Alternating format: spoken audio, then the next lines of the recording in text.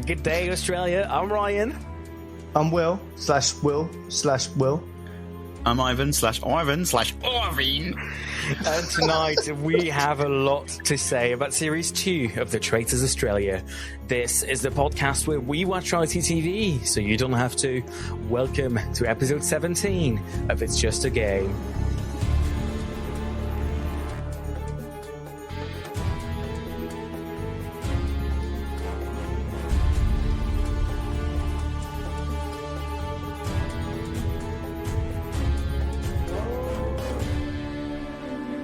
Hello and welcome to episode 17 of It's Just a Game, the podcast where we watch reality TV, so you don't have to. Ivan and Wilf are with us like every week. I want to say live from Australia, but actually we're not live and we're not in Australia. So Ivan and Wilf are with us.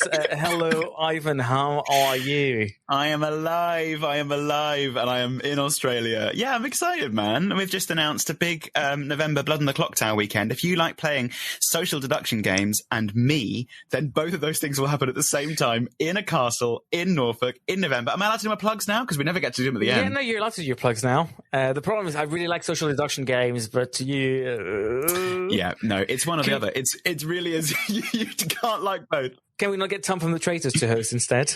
Tom from the Traitors isn't there, but there are various other hilarious people from the internet who are there, and me. So please, go on my Twitter, although that's now called X, or other social media. And No, your X is a very different page. I've seen that one too. Yeah, you can look at my XXX. And yeah, it's called Christmas on the Clock Tower. And if you want to spend a weekend playing games with me and some good pals, please come. I will be coming. Hello, Will. How are you doing? I'm all right. My life is very, very busy. I've my calendar's full, so I created a website called Only Plans. And you can see my day-to-day activities on Only Plans.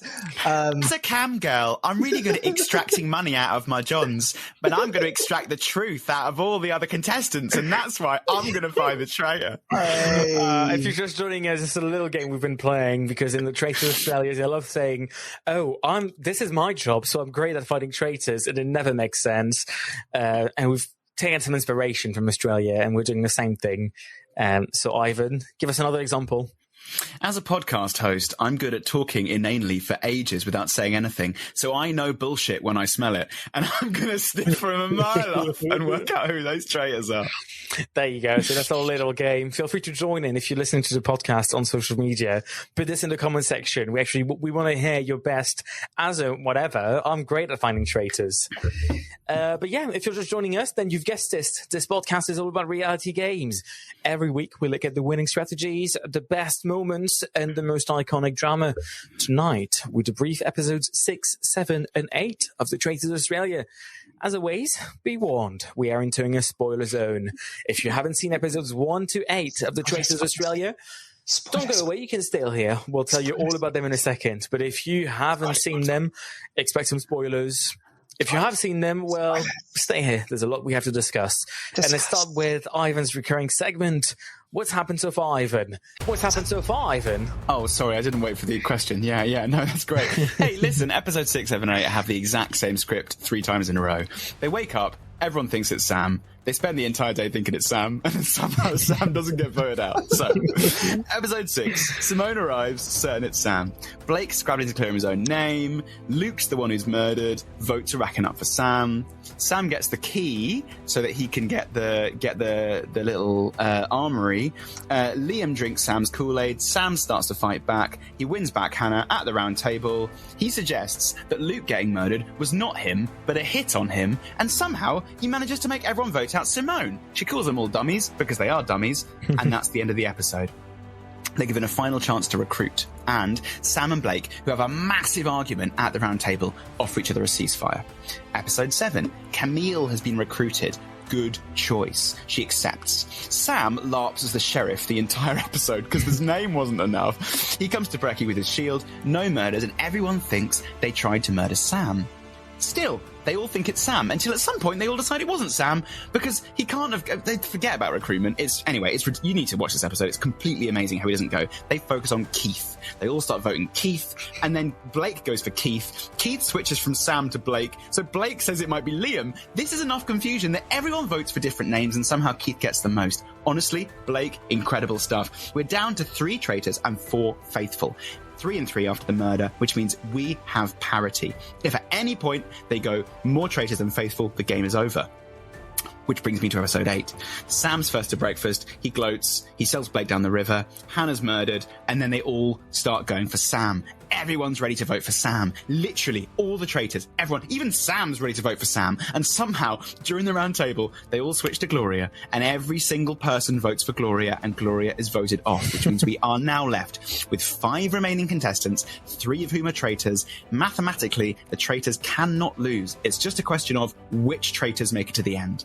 And that's where we are now. Wait. Mathematically, in Hannah's theory, they might commit suicide because apparently traitors can murder themselves. But so if they all just decide, do you know what, I'm going to murder myself. Ridiculous. And she convinced people, do you know what, traitors can murder themselves. And everyone went, can they? Like, why would you do that?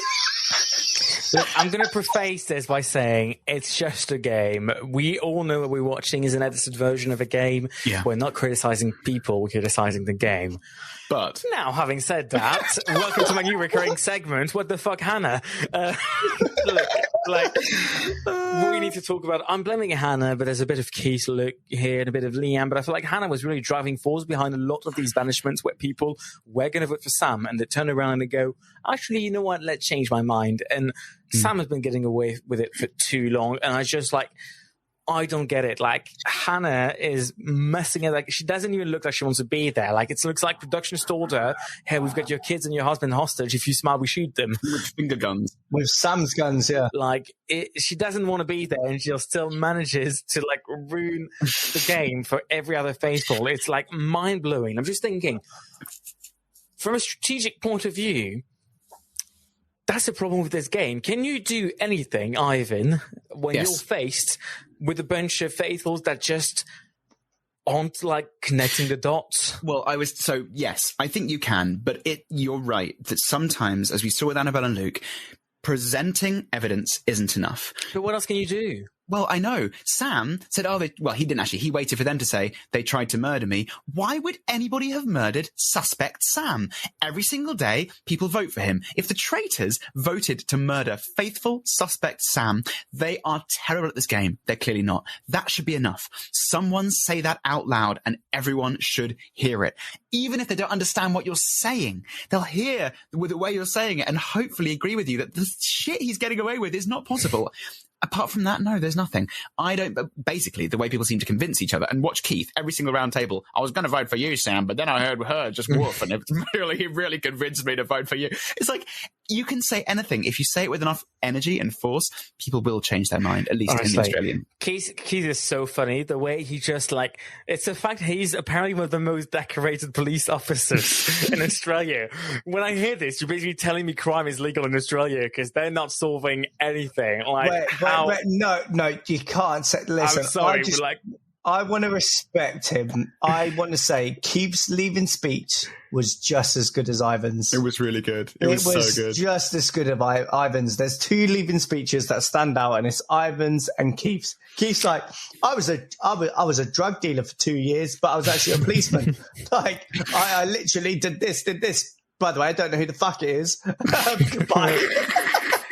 You know, it's a great idea for a leaving speech. Just, like, reveal to everyone how you've been lying about your job, how you've been lying about your life, but you're still faithful. Like, that's a good way to do it. I hear what you're saying, Ryan. I get it. If only I'd done that. Anyway, this one is a shout out to the editors. If only you'd said anything during the show. I mean, I know, right? I actually stayed silent for 2 weeks. The problem is, like, I entered the game, but I did a vow of silence 2 weeks before. Yeah. So, you know. In retrospect, Ryan, do you think you should have said something when you went into the Traitors, or? Nah, you know what? I think staying silent might be the best strategy because I won't say anything quite as stupid as Hannah, at least. I'm sorry, I'm kidding, but, like, As stupid as her edit. I was generally, I mean, obviously she was getting the edit of that person. Like the editors slaughtered Hannah's character. They were giving her the edit of the person who really didn't have a clue, because she did say some fairly smart things towards her hand. But, yeah. Yeah, actually, in episode 7, she was the only person to bring Sam back up after he'd been exonerated by the rest of the faithful. Sure, she had the wrong reason. And yet, who did she vote for? Yeah, well, I know. That's the crazy thing. She didn't even vote. No one voted. Well, I think one person voted for Sam. Oh, my God. I don't understand that. But one thing I want to say about Sam, I dislike some of the things he says. And one thing I dislike is when they went to Traitors Tower and Blake switched on him, like in the round table, and they come to the Traitors Tower, he goes, "You are a snitch." And I was like, what? How do you have the audacity to call someone a snitch, bro? You literally been trying to turn on everyone. You've literally been finger gunning everyone. Yeah. He's been finger blasting everyone. Very different thing. He's been gaslighting everyone for sure. I mean, the way he just changes the narrative is crazy. But like sometimes it just makes me deeply uncomfortable. I mean, we've been over this, but he did something really insane in these new episodes again. When they do like the climb up the hill, and he goes down 3 times to bring money up the hill, and every single time he actively decides to just throw the money away in the challenge by just deciding to give his money away for the first time for like a chance to get the shield. That's fair. For the second time, it's for a pint. And the third time, it's for a glass of champagne he doesn't even want. He just takes it, leaves the money there, and there's just bins the glass. It's just a provocation, just to annoy everyone. I just don't get it. Winning this money, like he's trying to win. It's not the mole. You're trying to win the money. What are you doing? It's just like, and that sort of behavior, I was just like, for the same reason I didn't like Kate when she did that, like whole throwing money off a cliff. It's money. Don't do that, please. That was quite funny though. It was quite funny, but also it's like you're clearly doing this for attention. Yeah. I have to say, I want to give out a massive, massive shout out to the editors and maybe the producers of this show, because in episode 6, we see for the first time in the history of the Traitors, a traitor in the final 2 people to walk into breakfast when there hasn't been a murder. It was so interesting because they put Sam or Luke in the final 2. Then they brought Sam in. So therefore, any Annabelle likes who are like, I've seen the show enough. I know the last 2 are faithful. Don't see it. Then they have someone coming through the door. They're like, oh my God, it's Luke. It's Luke. And it's fucking Roger Corser. It was really, really great. They've changed the game with this now because they understand you can't keep having the same thing of 2 faithfuls in the final 2. It just it confirms a faithful. The one problem with this is that like Twitter has lost at least 10% of traffic off the back of all the people who can no longer go on Twitter and say, oh, but surely you know it's the last people to show up at breakfast. Like that's at least 10% of Twitter gone. Yeah, I know. And also it's the reverse confirmation of knowing they're faithfuls before they come into breakfast. That's how you can figure out that's a rule. But yeah, now, anyway. We're talking about the faithfuls. I've got a new recurring segment to introduce. Before I do that, let me just remind everyone, it's just a game. Just a bit of fun. It's a new game called What is the Most Dense? Is it the faithfuls in episode 5 of the Traitors Australia, or is it something else? The most what? Dense. The most dense. I'm going to give you different items. And you're going to have to tell me who's the most dense, the faithfuls, all these items. Okay. Just so you know, this is based off actual physics. Humans are density is 985 kilogram per cubic meter. Famously. And that's based on that. So who's the most dense? I'll ask you questions in turn and we'll see who does best. All right. Ivan, what is the most dense, the faithfuls or grain alcohol? Faithfuls. Correct. Wilf, Thank you. What is the most dense, the faithfuls or milk? Milk. Correct. Ivan, what is the most dense, the faithfuls or air? Faithfuls, obviously. Correct. Wilf, what is the most dense, the faithfuls or steel? Steel. Correct. Wow. Ivan, what is the most dense, the faithfuls or beeswax? Faithfuls. Correct. Wilf, what is the most dense, the faithfuls or cardboard? Cardboard. I hear cardboard. I'm going to say faithfuls. Correct. Ivan, what is the most dense, the faithfuls or a white dwarf star? Well, yeah, it's a white dwarf star, isn't it? Correct. Wilf, what is the most dense, the faithfuls or gold? Faithfuls. Incorrect. Ivan, what is the most dense, the faithfuls or leather? Faithfuls. Correct. Wilf, what is the most dense, the Faithfuls or window glass? Window glass. Correct. But with, I'm afraid, one wrong answer. Ivan's the winner. But what you'll be pleased to know is that the Faithfuls are more dense than beeswax, cardboard, or air, which explains a lot, I think. Explain a lot. Well, we did fucking great at that. 9 out of 10 in the density game. We did rock that. Anyway, there was a recurring segment that will absolutely never come back. I now realise why no other podcast came up with that. I think that explains it. Okay, let's have a chat about Traitors Tower, because it becomes backstabbing central. Nothing's happening on the Faithful side. They're clearly just going to keep making mistakes, but it's all kicking off in the Traitors turret. The first thing is that there's a bit of a clash between Blake and Sam offers a ceasefire at the end of this clash. If you're Blake, my question is... I want to be Blake's friend. I want to be Blake. If you're Blake, Sam just offered you a ceasefire after a bit of conflict during the round table. You're Blake, what do? Obviously he's going to backstab you. You know he's untrustworthy.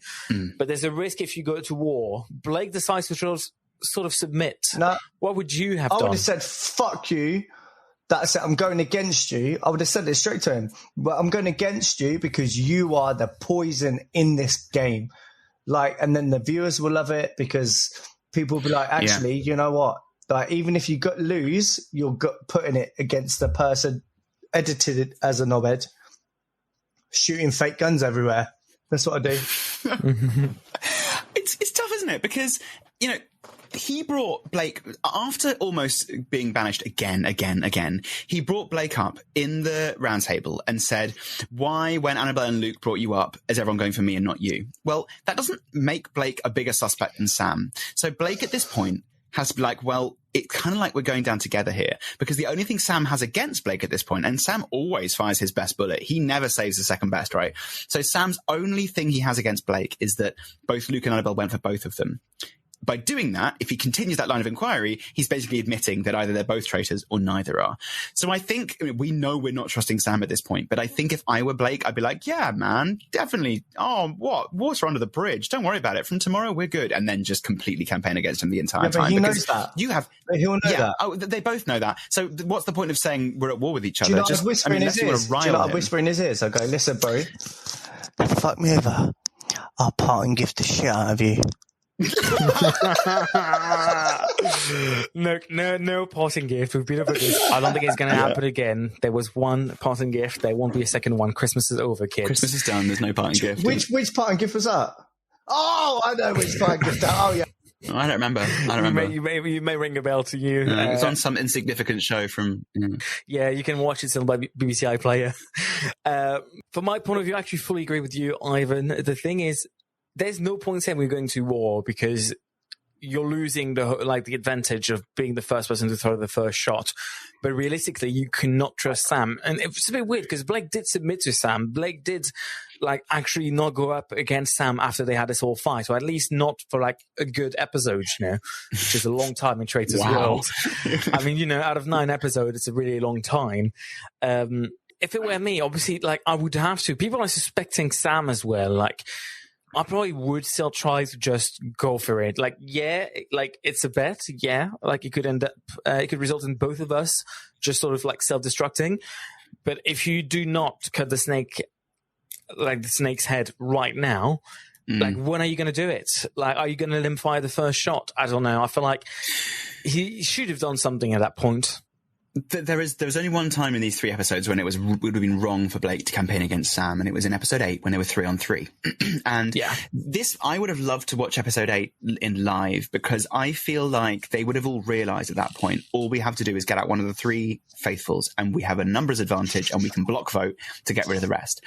And somehow they all start plotting against each other. They're all going for each other. And for the first time, I'm like, even if you're Sam, even if you're Blake, Camille, stop plotting against the traitors at this point. All you need to do is get one out. And eventually they do. Why do they need a traitor's advantage? Why do they need that number? Because it doesn't matter. At the end of the day, if there's a traitor left, they win. No. It's not to do with that. It's to do with the fact that if there's 5 left, then whatever happens at the round table, they can all just vote for the same person, and the faithfuls are irrelevant. They can just block vote out the final Okay, here's my reoccurring segment. Okay. I'll go for it. what would the producers do? Right, here we go. So, Ivan, this is episode 8 we're on. So episode 9, it can be Ryan, it could be the penultimate episode, basically. So if they're trying to string it out, how would you make this game go on longer, knowing that the traitors have the advantage in terms of numbers? Like, what would you do to make it still last another 2-3 episodes? I was actually thinking about this, and if you were down to 5 with 1 faithful and you had 2 episodes left, then something's gone wrong, because what you should have done is before that made sure that you only ever had 5 in the last episode. However, for as long as you have a faithful in the game, even if mathematically they can't win, you can still watch in horror as you see all the other traitors band around and fight each other. So I think what you do is you focus on the traitors beginning to turn on each other and figure out who they actually want of each other. And that's what we're going to see, I hope, in episode 9, is Blake and Camille be like, okay, how do we get rid of Sam? But by doing that, they lose the numbers advantage. If there were 2 episodes to go and 5 players left, you risk it not ending at the right point. But similarly, how good would it be if at this point there were 5 faithful and they all still suspected there were traitors around and still voted people off at the end? That would make it great. And there will be a series soon where that happens, where there are no traitors left in the final 5 and they continue the game because it's still brilliant to watch. All the faithfuls turn on each other, assuming there's still a traitor left. How cool. If you use the British rules about deciding when to end the game, it will be absolutely fantastic to see. Just the paranoia of it basically becomes kind of Survivor at the end. But yeah, no, I think there's a way to extend the game both sides. But if you have this numbers advantage and they know that at this point, and I think they do, I think they know this, but they're not making it obvious because Australian TV wants it to think the game is still open at this point. They can just block vote. They'll just all the 3 of them go, okay, great, we're just all going to vote Liam now. And no matter what the faithful do, I'm they still get not it. sure that numbers advantage matters, because when you come down to 3 versus 2, surely the natural play is actually, even if you're at 3-3, surely the natural play isn't necessarily to keep traitors. If you've got the faithfuls on your side, you probably still want to get rid of the other traitors.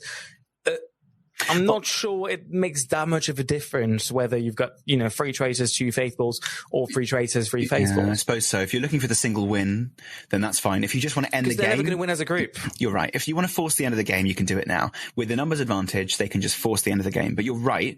I think Sam's not going to want to win and divide it by 3. Blake isn't going to want to divide it with Sam. And Camille probably just wants to win, I think, at this point.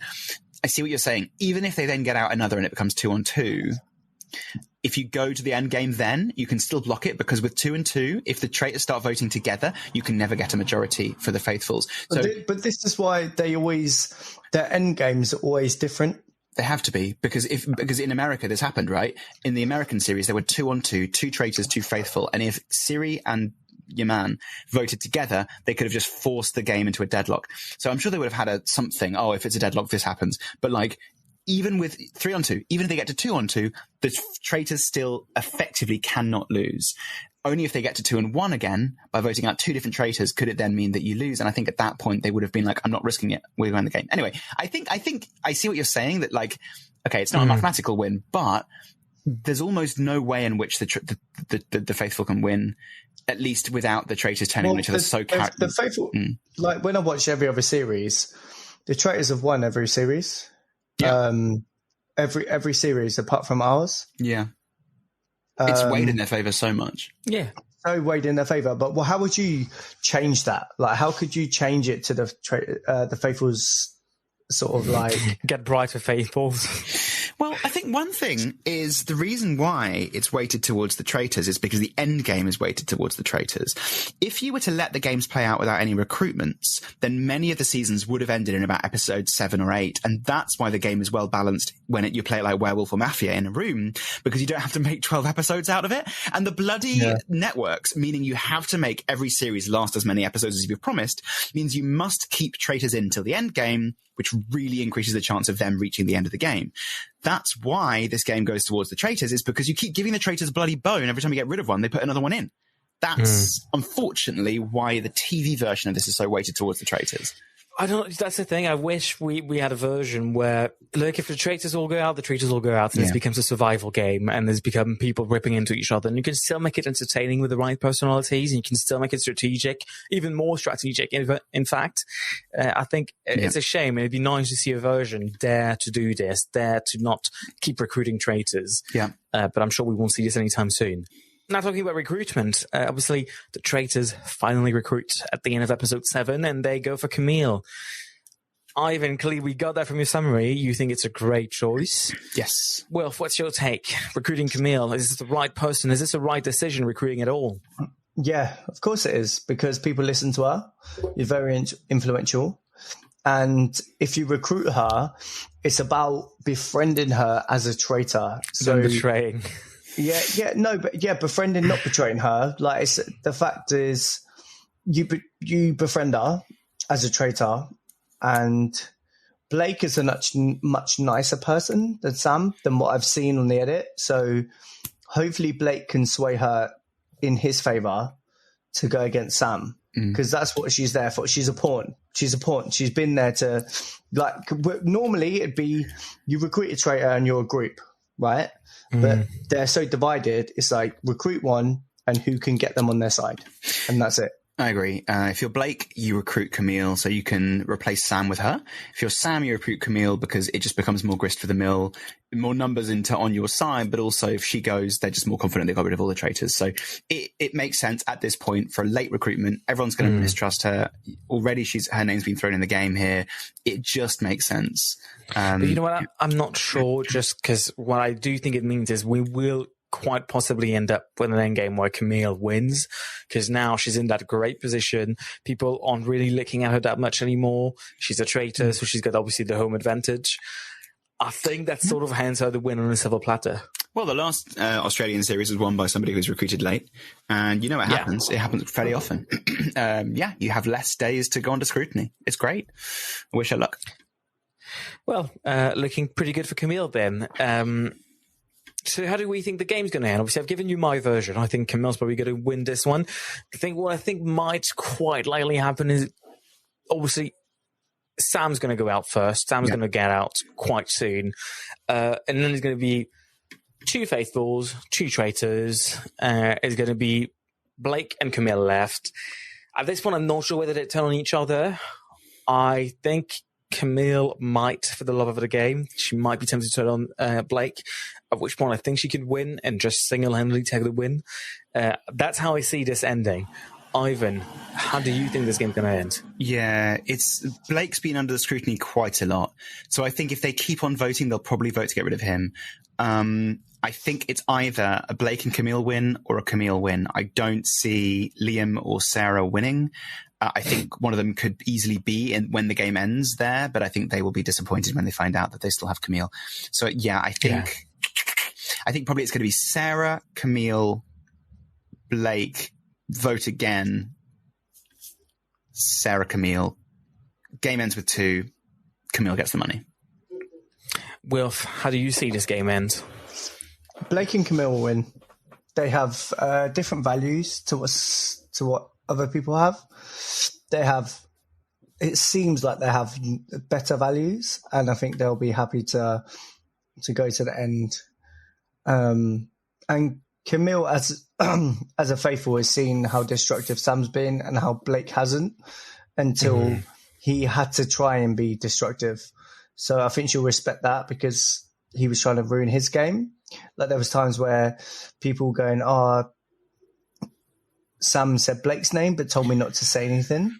Yeah, Annabelle said that, didn't she? So it's like, I think it's Annabelle and Camille and Blake that win. My only question left then for you, Ivan, as a king strategist here, one thing I do want to know is, look, 3 traitors, 2 faithfuls, obviously highly unlikely to see the faithfuls win, but could there be a scenario, a situation where somehow the faithfuls manage to actually win the game despite not having the number on their side? Could there have unlikely be that? Could that happen? What I'm saying is no, because... Well, Hannah would say they can murder themselves. They all just decide to lose. Okay, in every scenario I can think of, they get rid of either Sam or Liam. next. If they get rid of Liam, it's 3v1. There's absolutely no way they can win. If they get rid of Sam next, it's 2-on-2. But as I'm saying, then you've got a problem that it's 2-on-2. By this point, the traitors, worried they're getting picked off, will band together. And then, no matter what happens, you've either got a deadlock or a traitor's advantage 3-1. It's completely impossible, as far as I'm concerned, for the faithfuls to both get rid of Sam and then unite to turn against one of the last two. I just don't see it happening. I suppose the only way it could happen is if everyone turns on Blake at that point and Camille, Liam, and Sarah all vote for Blake to go 3-on-1. But I just don't know if it can happen. Ooh, I'd love to see it, but I don't think it's going to. Sounds pretty unlikely. I think one thing I would like to say is the sheer TV time dominance of Sam in this series tells a lot of future contestants a lot of things about how they can or can't play this game. He has dominated it.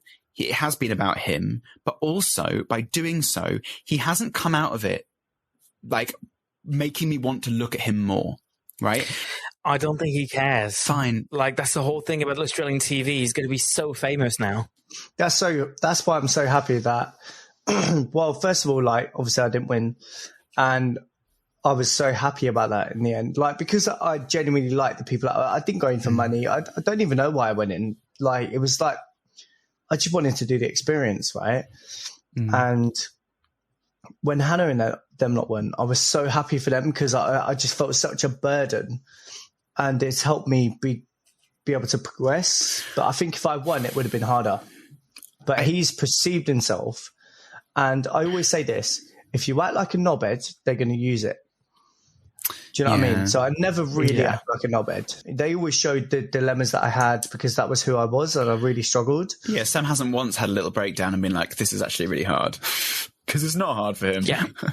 No, that's the problem though. Like I don't know how Australian TV works. So, but Survivor and stuff, they love the snakiness of people. Yeah. That's why Luke's done so well. The British people, they don't like that shit. He might get a villain edit. I mean, he's got a villain edit, but he might then come out of that and be able to do other things. If he wants to do reality TV, I'm sure it's open to him. It's just, if I'm thinking about reality TV, it's people I want to watch. Do I want to watch anything more of Sam? Absolutely not. And I think, you turn up every episode of this show and you're like, I'm looking to see whether they can get him this time. He dominated the show because he wormed away from these things. And every episode we go, can they get Sam? Can they get Sam? Can they get Sam? So we don't leave this show wanting to see more of him, which surely must have been his... Yeah, I don't know. Well, look, either way, a bit tired of the Sam show, but there's one episode left, and hopefully that's his downfall. And I'm very much looking forward to seeing that. Of course, we'll be here debriefing the last episode in the podcast where we watch reality TV, so you don't have to, in the perfect 35 minutes format, which is perfect and ideal to listen to in a car if you happen to be driving to a castle in Inverness where they might be filming the Traitors. Imagine if they just stick this on. Just put it in the car while you're driving, while you're driving the Traitors around. Yeah. Just listen to this. You're nice. Listen to this. You're nice. Good luck, UK cast. I hope it goes well. Yeah, so do I. But yeah, if you like the show, don't forget to give us a 5-star review, unless obviously you're part of the cast, in which case you shouldn't have access to your phone. And follow us for some more gossiping on the last episode very soon. Unless you're on the UK cast, in which case people will look on people who follow us and see who it's going to be and be like, they must be on the UK cast. They've just followed all three of them. Follow us anyway. All right, follow us, on Instagram at It's Just a Game That Podcast. Until next time, you can follow me on Instagram at JustKen. You can follow me on Instagram. The winner should have been Annabelle Luke. .co.uk. You can follow me on Instagram at My Job Is Game. And we'll be back next week to debrief the final. But in the meantime, from all of us here, it's see you next time and goodbye. Bye. Thank you, driver. Let's harmonise the bye. Let's harmonise the bye. Let's harmonise. Bye.